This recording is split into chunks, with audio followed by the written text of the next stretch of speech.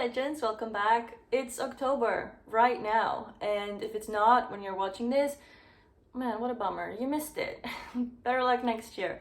But if it is, then you and I are in the midst of spooky season. I mean, for me personally, it's Taylor Swift album release season, but for the uncultured, it's just Halloween, and everyone's making content to match the vibe. So I got to thinking, and I mean, what's scarier than people's imagination? I jumped through hoops to make that one work, please appreciate it. I never make seasonal videos, mainly because I barely make videos, but I thought I'd try this year. So we're reading fan fiction, because that shit is haunting.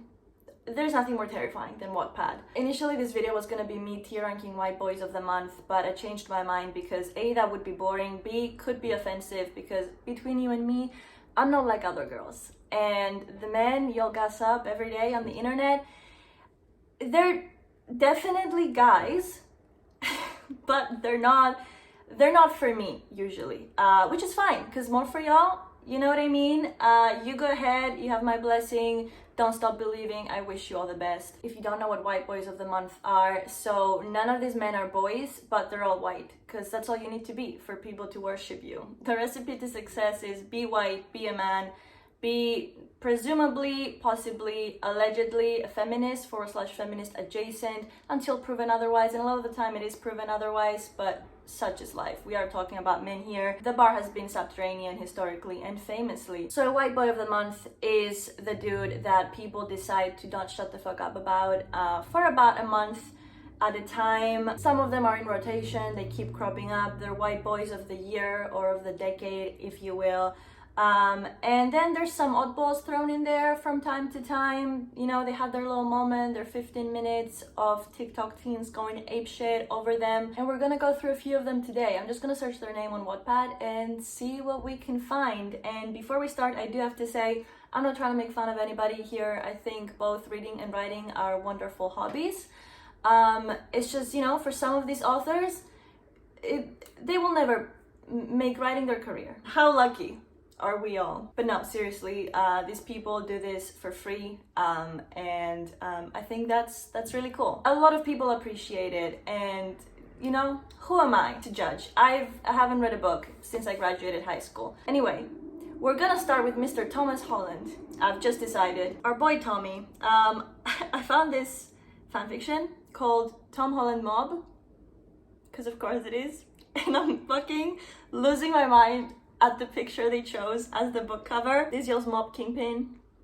This yells crime boss.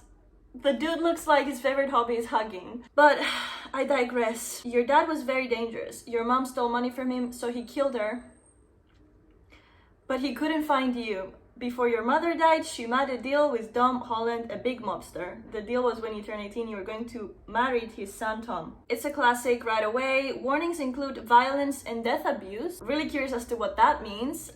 There might be some necrophilia in here, I guess. I don't know, just letting you, it's up for interpretation.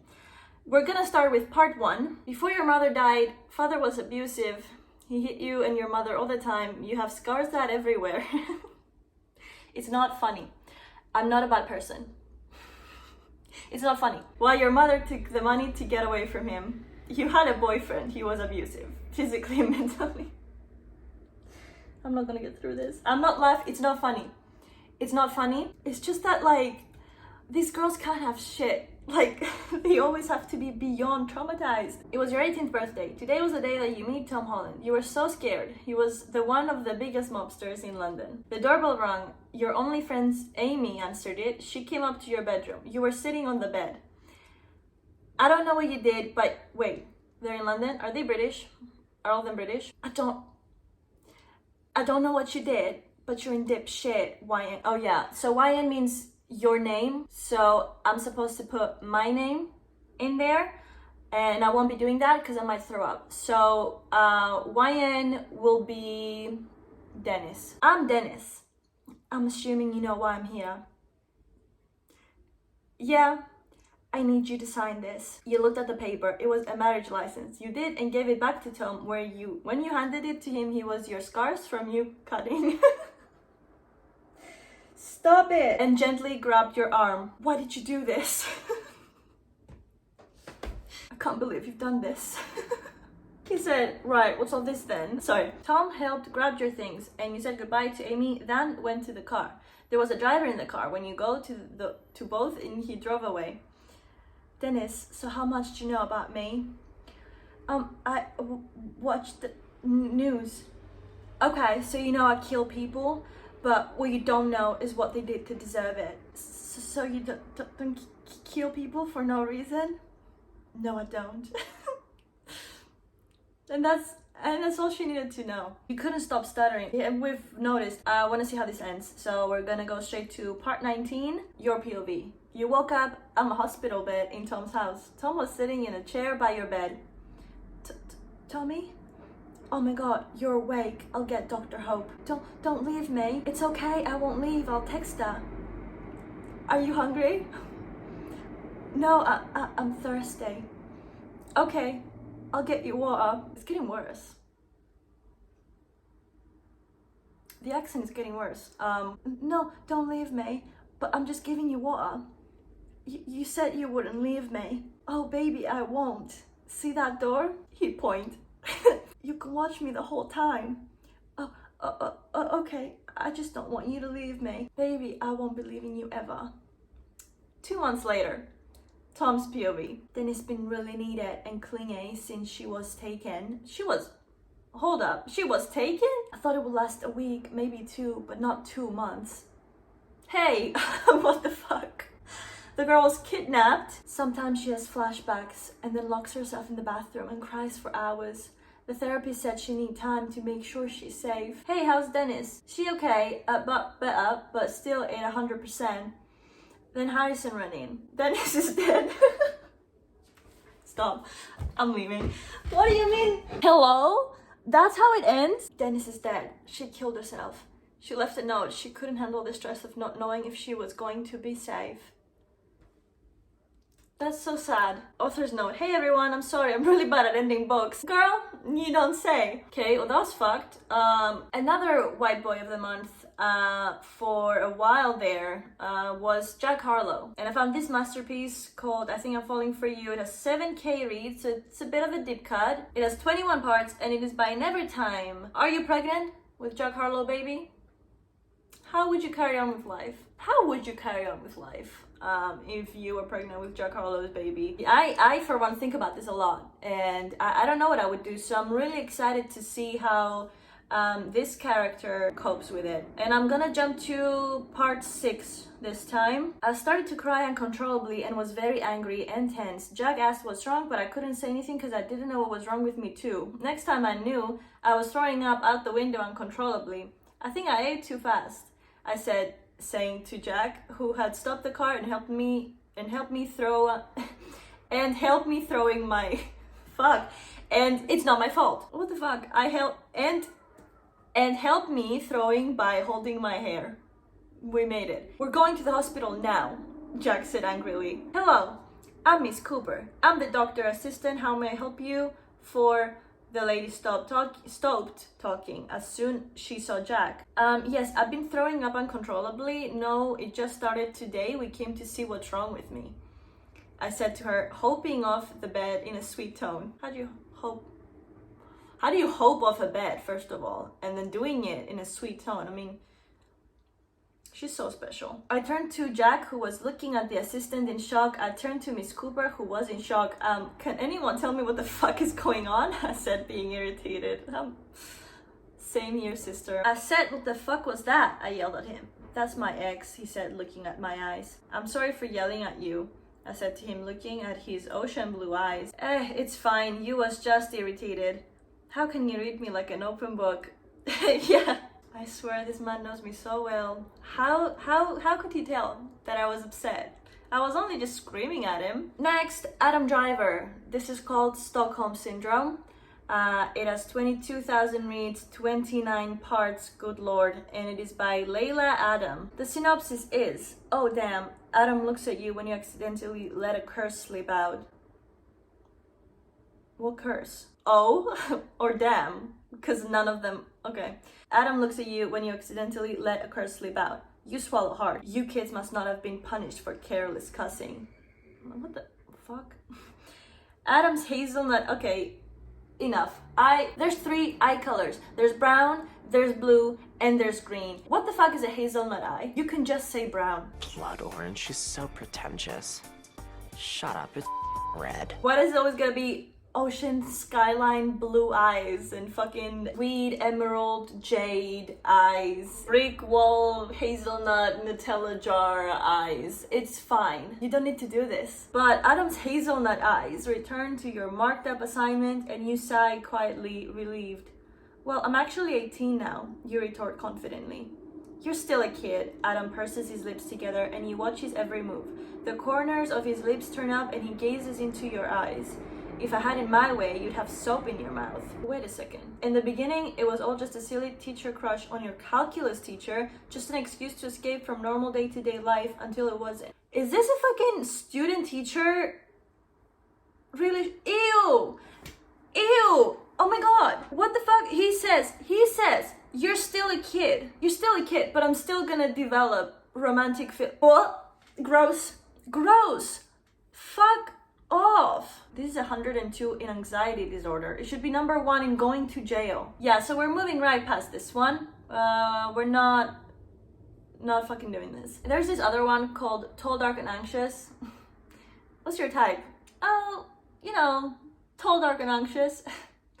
Love me a mentally ill man. It has 3.6 thousand reads, 32 parts, and it is by Magical April. Awkward, insecure fangirl Haley Jackson meets her favorite actor Adam Driver at a meet and greet.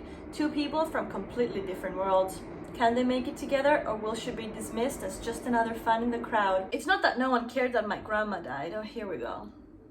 Here we go. Tragic backstory right off the bat. Throughout her life, my grandma suffered from getting stepped on by a horse, having a cyst on one of her ovaries, 2 strokes, and 4 heart attacks. My dad was diagnosed with brain cancer just 2 months before his mother died. His health declined fast and he passed 2 weeks after grandma. Just once. If there was one story where the female character had a nice childhood, no trauma, both her parents are alive and well, and they have a good relationship. Can somebody write that? And also, while you're at it, if the guy could be not a violent criminal, that'd be awesome. I think there's a gap in the market, somebody has to fill it. How about 2 people that are okay mentally and emotionally, fall in love. They meet at work and they fall in love and they love each other forever and they die together. I would read that. Somebody write that and I will read it. I spaced out, staring into the full-length mirror we have by our front door, mindlessly fiddling with the mood ring. Stream Mood Ring by Lord. Excellent song. My wavy brown hair is healthy, hangs just below my chest, but I always thought my lips were too thin. Same, bestie. In my red turtleneck, my arms look like bamboo sticks. I'm so lucky. I opted for a black pair. We don't care. Okay, what is happening? The chances of Adam noticing me in the crowd and instantly falling in love with me are extremely slim, but I still want to look good. I can dream, right? I wear a black lacy underwear set just in case. Ooh, and I bet you she shaved her whole body. You know the vibes. Okay, so it's her birthday. She's turning 21. And she's going to meet Adam Driver, who, by the way, is pushing 40. My man is 38. This bitch is 21. The other fanfiction has him dating a high schooler. If I was Adam Driver, I would be suing you people. I'd be sending cease and desist left, right, and center. But she's 21, so we're gonna pretend it's fine. I don't like it though. Now she's reached the top of the line. I feel a hand on my shoulder. It's too big to be Ileana's. I turn around and sure enough, it's not Illy's. Elayna stands there looking amused and surprised. Adam's giant figure towers over me. His large hand sits on my shoulder. It's warm, feeling as if it's going to sear through my shirt, which I definitely let it. Are you okay? Looked like you were choking earlier. Thought I was gonna have to call an ambulance for you. POV, you meet your celebrity crush. The first thing they say to you is, you looked like you were choking earlier. Are you good? Yes, my saliva, choking on. Sorry. He smiled. Glad to hear you're okay. Meet again soon? Wait, that was it? That was the meet and greet? They did not meet or greet. He wants to smash, Elayna says. He's middle-aged. I roll my eyes. That was barely a conversation. He was just checking if I needed medical attention. He wants to give you something else to choke on. Yeah. We're moving on to Robert Pattinson. These are one-shots. To my knowledge, that means like short stories. So like instead of one long story, it's like short stories. Cool. So this is 1.2 thousand reads, 7 parts, and it is by Jewel Pods. These are Robert Pattinson, Edward Cullen, and Batman Imagines and one-shots. I've never written smut in my life. Feel free to leave requests. I've been looking for some good Robert Pattinson stuff since I could... Please don't read unless you're over 18. Are you over 18, Jewel Pods? You know, it was a bad fucking idea to just do this on the spot. I should have. Why don't I ever do my research? Why do I always go in raw? Like, what the hell is this? I'm uncomfortable. I don't know how old this person is. And I'm not reading this. But lucky for us, I found another fan fiction that kind of looked promising, although clearly I don't know how to pick them. This is a Robert Pattinson X Reader fanfiction, 1.6 thousand reads, 5 parts. It is by Scarlet Moon 06. Oh my god, what do you mean 06? What do you mean? You were not born in 2006. That's like... You're 16. Man... What the fuck am I doing? There will be a few lemons in this story. I will warn you when they come up. So what the fuck does that mean? What's a lemon in this context? I'm not looking it up. I'm gonna do awkward greetings. That sounds innocent enough. Dennis's face went bright red when she saw Robert standing there in a black suit. Rachel hoped out and walked up. Who's Rachel? I don't... Why are there so many side characters in these? I can't keep up. Rachel hoped out and walked around to Dennis's door and opened it so Dennis could get out. Dennis was getting out of the car, in case you forgot, when she tripped over only to land in her lover's arms centimeters from the ground. Dennis and Robert locked eyes. His breath smelled like mint as he breathed on Dennis's face. Are you okay? Robert says with his musky, deep... are you okay? Oh yeah, and he's British too.